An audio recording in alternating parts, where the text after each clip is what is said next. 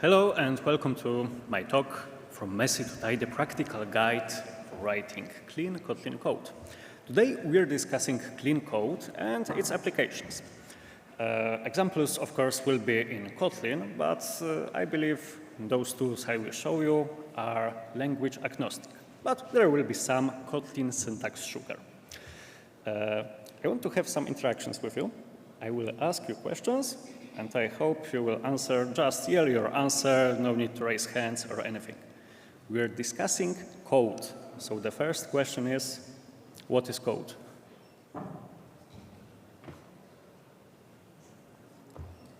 Decisions. Data? Decisions. Program instructions. What else? Design, some kind of design, okay. It's a story, excellent. Textbook definition is that code is a set of instructions for a computer program. Okay, but it's boring. Today we are going to treat code as a tool. In that case, multi-tool. Tool to build an app, to integrate systems, to process some data, to create other tools, or eventually to launch a rocket. Do you know the history of Mars Climate Orbiter? NASA launched a space mission back in the 90s to send some rockets to Mars to gather data. But something went wrong. But that mission failed and satellite crashed into Mars orbit. And why was that? Because NASA team used normal units, normal for me, European, for calculating the engine thrust, while a team of contractors used imperial units, pounds. And 1 pound doesn't exactly equal to 1 kilogram. So there were some miscalculations, and they failed a multi-million-dollar project, or even billion. So I've got another question for you. How do we know if our code will work before we will deploy it to the rocket, to the spaceship, and fly to the Mars? Test? Testing? What else?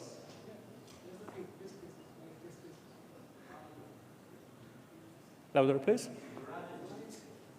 Okay.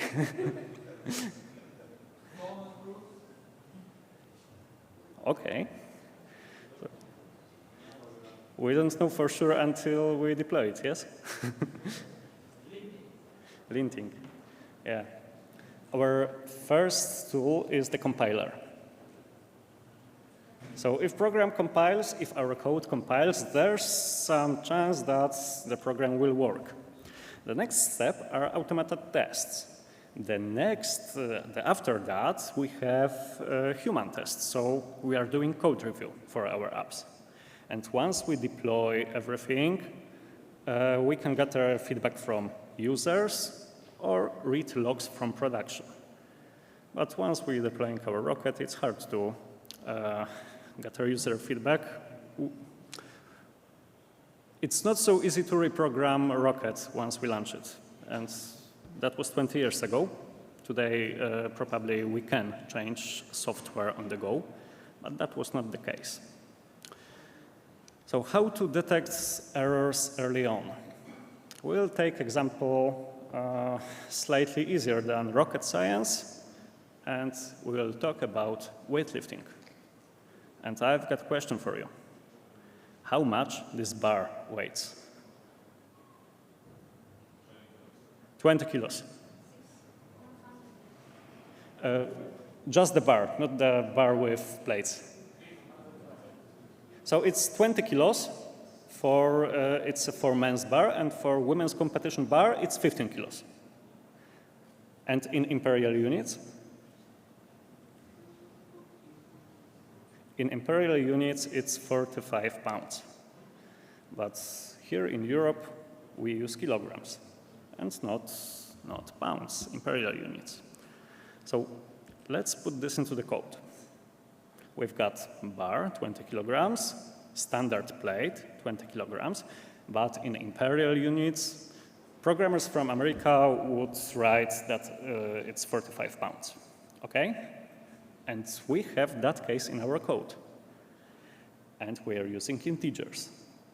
So there's a chance that we could add kilograms to pounds. And we don't want to do that. So what can we fix here? First of all, the easiest way would be to write a comment or add unit to variable name. And that's actually a good solution.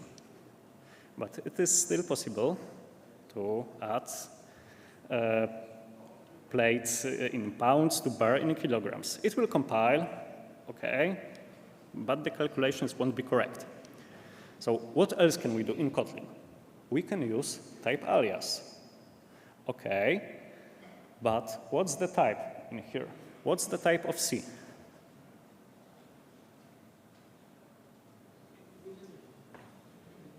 Integer. Integer, it could be casted to kilogram, it could be casted to pound. So what else can we do to have type safety for this addition kilograms plus kilograms or pounds plus pounds? What can we do to have type safety in here? Inline class, okay. Wrapper class. First step is creating wrapper class. Just create data class, class, regular class, which will hold kilogram value and pound value. And now we cannot add kilogram to pounds. Nice. But what's the issue here? We have object allocations. We want to use those kilograms and those pounds as primitive values. And we would expect the benefits of primitives, fast computation, but under the hood, those are objects. So in Kotlin, we can use construct called value class. Previously, that was called inline class. I'm not sure why they changed the naming. I think of it as inline class, but currently it's value class. And what it does under the hood, it translates those value, those inner value, integer, to other integer. So after the compilation, we have the benefit of performing arithmetic operations on primitive values. But from the developer's perspective, we are actually using objects. So, nice. But we don't want to invoke a constructor every time.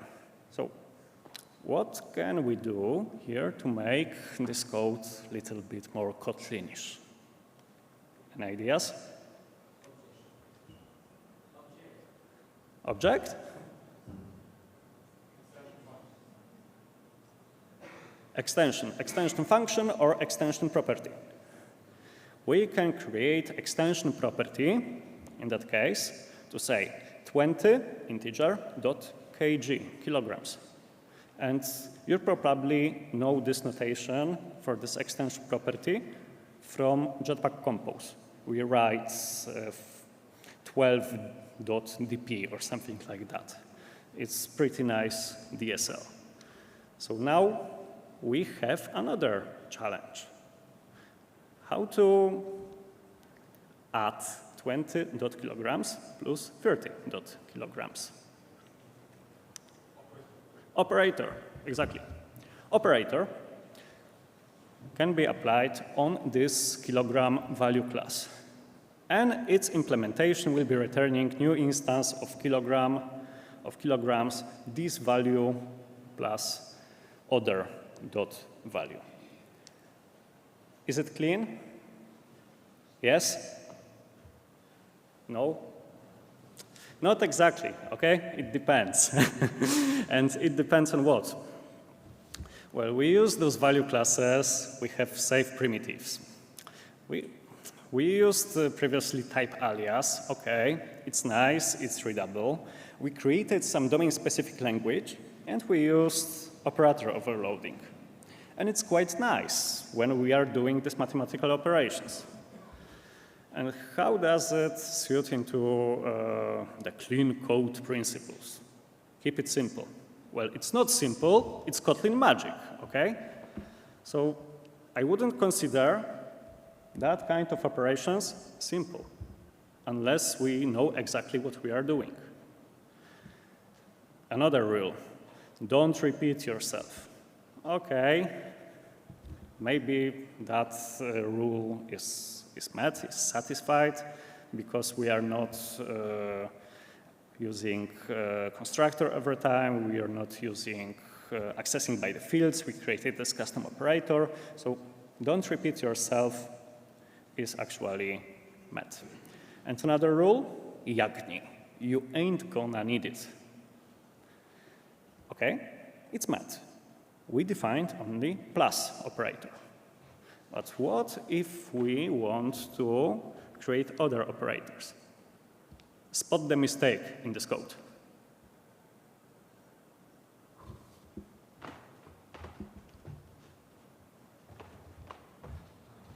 Where's the mistake?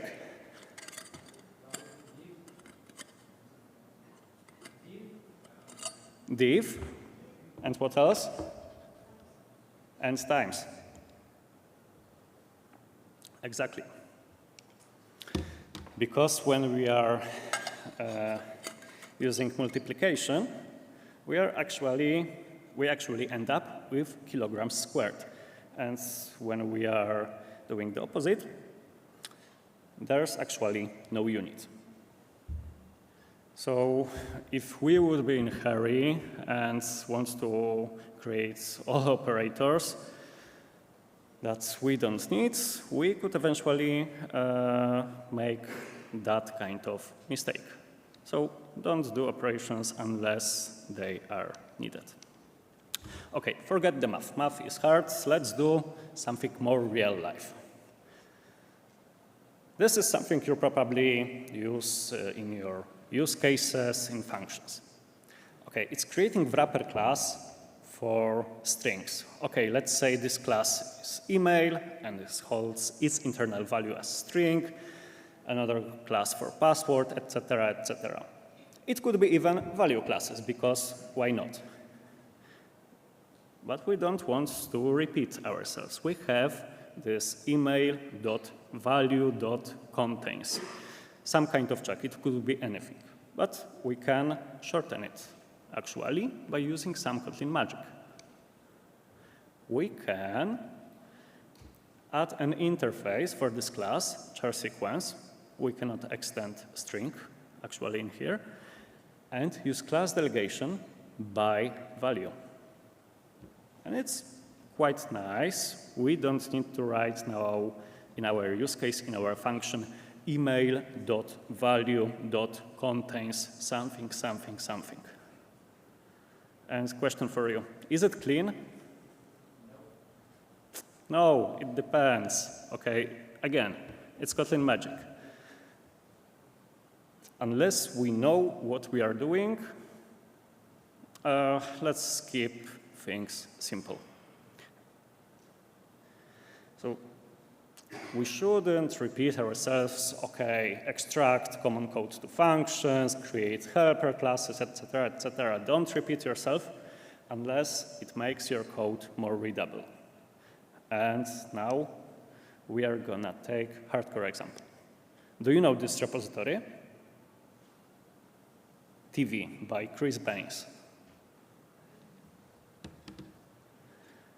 And in this repository, we have use case, interactor. Base class that does everything. And if something is for everything, you know the rest. Okay, so what's going on in here? We have abstract class, which is parameterized with some param p. We have operator function. We are translating some suspend function to Kotlin flow, etc., etc. We have additional functions.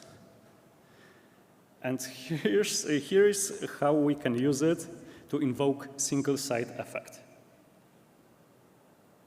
So we have a lot of code, abstract class, We don't want to repeat ourselves. We don't want to create Kotlin flow every time. Okay, but once we want to use single function invocation, this TMDB manager refresh configuration, we are still forced to extend this interactor.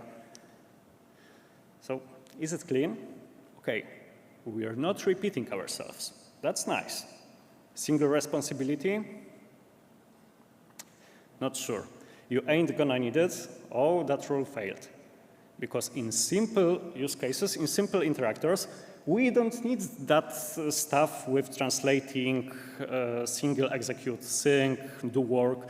We don't need to translate everything into flow every time. Okay, and some solid rules. Closed for modifications, okay. Open for extensions, again, not sure. So that class is like taking a sledgehammer to crush a nut. That image was actually generated by AI. Okay, but this abstraction is actually good, but you probably don't want to use it. Probably it's not applicable for your project because it solves issues of that particular project written by Chris Baines in TV. And this project is showcase what we can do, not exactly what we should do. So how to write this simpler? Ditch flow, ditch execute sync, do work, params, etc., etc. Create single interface, config updater, something like that, with single function, suspend function, update. Again, pass this manager, pass dispatchers via the constructor, invoke function. We don't have any dependencies on Kotlin flow because we don't need that. We don't need to provide artificial unit param for that whole use case because we implicitly said that this update function is a side effect. And yeah, that's the thing to remember, that wrong abstraction at the beginning will cost you more than no abstraction at all. And that kind of single interface, config updater update, is like zero-cost way to provide inversion of control, etc., some solid principles, whatever. You don't need a lot of base classes. So how to actually go from our box with tools, unorganized, to tidy, organized toolset? Let's explore. Well, first we have an organized box. We need to put it on the floor, organize it, hammer, screw everything even lighter, and then put it into the new box. And if we hadn't had any abstractions at the beginning, that base class, base view model, base interactor, anything, we would start with tools on the floor. So what's the process? Refactoring for clean code, for readability, for testability. First, you're going to need to identify what needs to be refactored. And it is actually the hardest part. Identification, what can be done in here, finding that particular box, candidate for refactoring. Then, in code, we will create characterization test. So use whatever is at your disposal, Power Mockito, Power Mock, even UI tests. Just describe what is actually happening in your system right now without modifying the code itself. And once you describe your actual system, you can begin tidying, refactoring with baby steps. Okay, this is my hammer, this is my screwdriver. In code, you would now write unit tests, refactor provides dependency inversion, things like that. And this will allow you to organize those tools into into actually new box. And when we are talking about this clean code, it's not actual set of rules, it's more what we call guidelines. So when you see don't repeat yourself, okay, it's not the rule, it's guideline. When you see every solid principle, again, it's not a rule, it's not principle per se, but it's a guideline. Any design pattern you notice, those are not the rules. Okay, they were discovered or described by very smart people, but if your code doesn't exactly fit into, I don't know, MVVM, MVP, some delegation pattern, it's not bad, okay? If your code is readable for you and for your teammates, that's fine. And that's how we are defining clean code. It's not about this multi-layered application, spaghetti, etc. It's not about adding interface for every class. It's not adhering to those principles. It's about readability. User experience, developer experience with that code. Code is more often read than it's written or edited. So clean code is about communication. Communication to your teammates. Communication to your future self. And it's all about maintaining the system in the long term. Okay, so let's talk about comments. Should we write comments for our code? Sometimes? It depends, exactly, and depends on what. Okay, if NASA and those team of contractors were using comments, were using clean code guidelines, would they avoid this terrible failure? Not sure.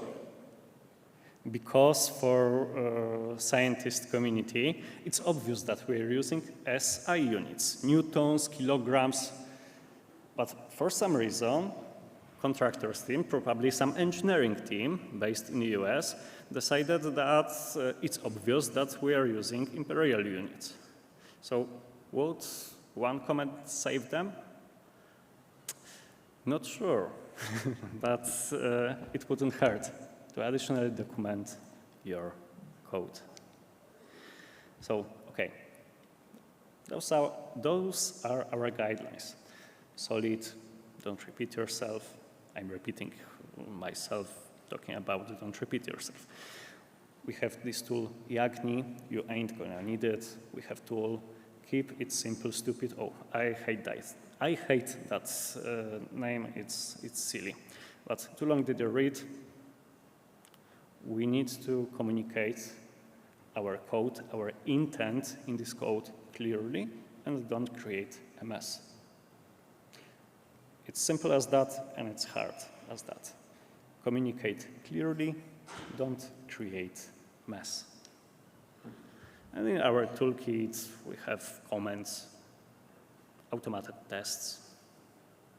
We have refactoring techniques, a lot of refactoring techniques. We have language features, okay, but it's easy to over-engineer our code using fancy language features like operator overloading in Kotlin. My favorite, invoke operator overloading. Okay, but those are tools that will help us create code which is tool for something bigger, for our app, system, rocket, etc. Code is just a tool. And as I said before, we should promote readability. Every piece about clean code could be summarized to this. Promote readability so it could be maintained, so this system could be maintained in the long term. Code is read more often than it is written. Probably founder of Python said that, but I couldn't verify it. I couldn't verify original source. So that's all I wanted to say today to you. You can download the slides on my website, michalik.tech/dcberlin23. If you want to chat or mention me on Twitter, since you are taking picture, you can do it under this handle. And thank you for your attention.